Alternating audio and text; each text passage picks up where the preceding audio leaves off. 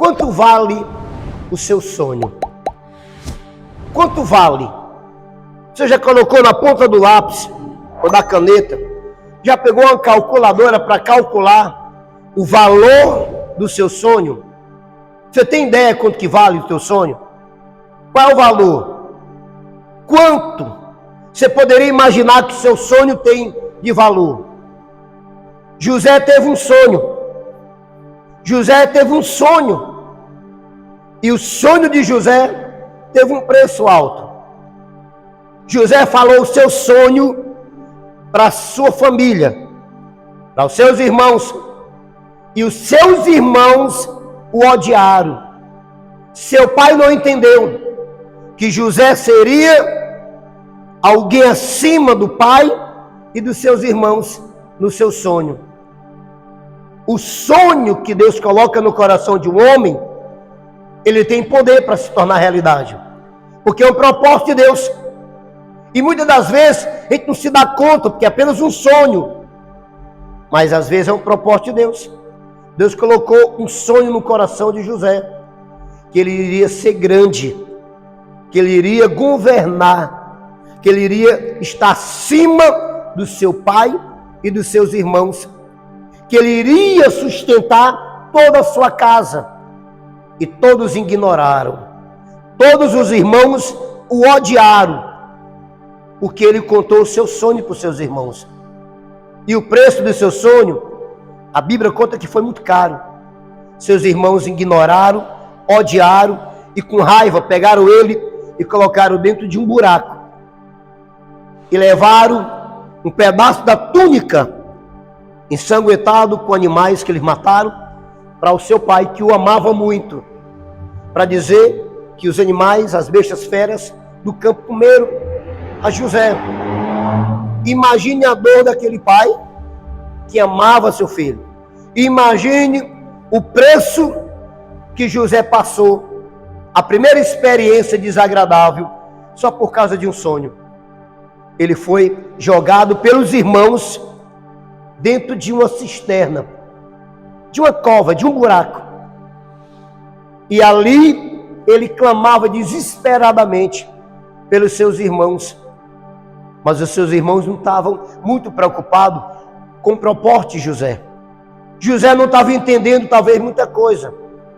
A princípio ele não estava entendendo, mas tudo estava dentro do propósito de Deus.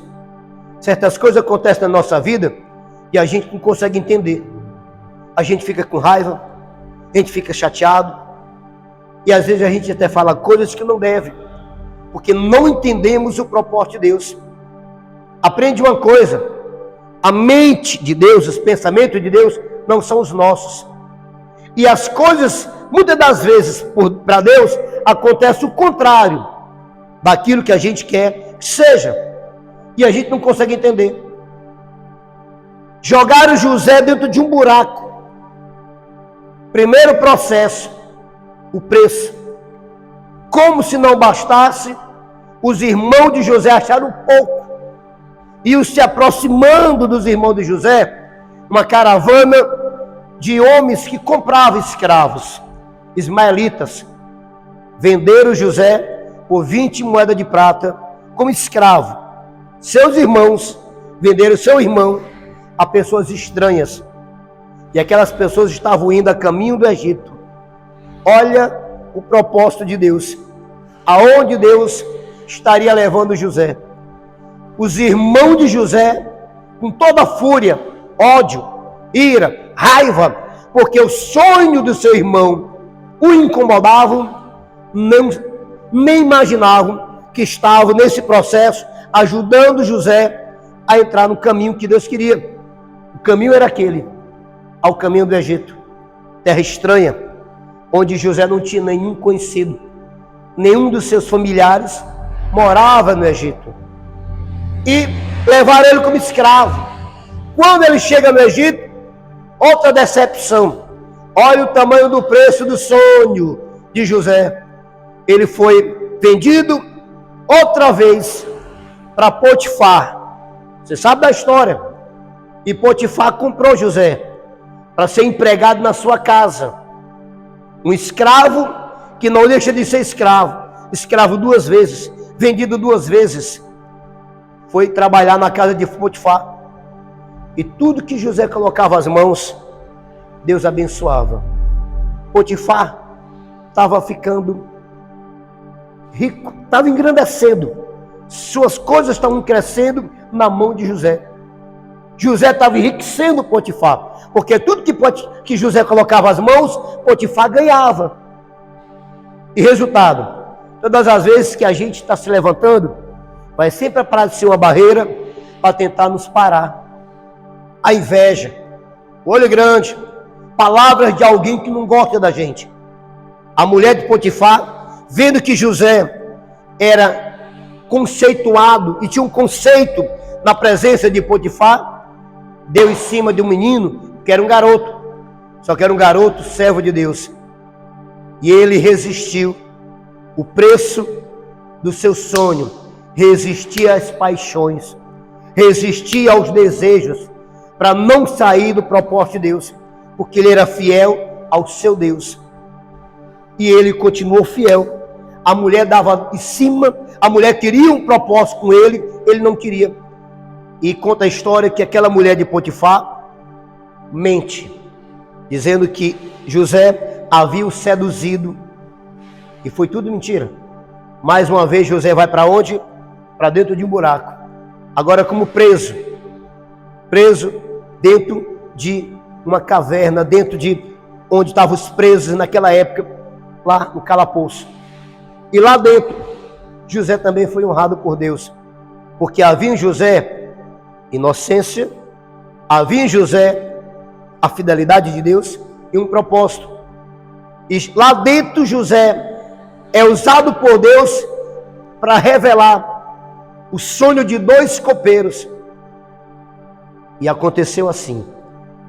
E um dos copeiros saiu, foi morto. Outro saiu, foi trabalhar para servir a Faraó. Faraó teve um sonho que nenhum dos magos do Egito conseguiu decifrar. E chamaram José, o esquecido, o que estava lá atrás, o que estava preso na masmorra. Chamaram o menino. E o menino revelou, pelo Espírito Santo, o sonho de Faraó. E aí eu te digo, vale a pena ser fiel a Deus. Vale a pena buscar a presença de Deus. Você está aí em casa, você está aí, você não quer buscar a presença de Deus. Como que o teu sonho vai sair do papel? Vai sair de dentro de você e se materializar se você não buscar a presença de Deus? José estava na presença de Deus. A sua fidelidade estava na presença de Deus. E quando chegou lá no palácio de Faraó, ele decifrou o sonho. E o sonho de uns anos atrás, que ele havia falado para seu pai, para seus irmãos, se tornou realidade. Ele passou a ser a segunda pessoa mais importante do Egito, só abaixo de Faraó. Da masmorra, da prisão para o palácio, da miséria para os benefícios e as grandezas e as riquezas. Deus quer fazer isso? Deus pode fazer isso? Pode. O sonho de José foi realizado. O seu também pode. E é nessa sexta-feira que eu te convido, às 7 da noite, para que você possa trazer o seu sonho para o altar, para Deus realizar. Traz o teu sonho para esse altar, para Deus fazer na sua vida, assim como fez na vida de José, e te colocar por cabeça.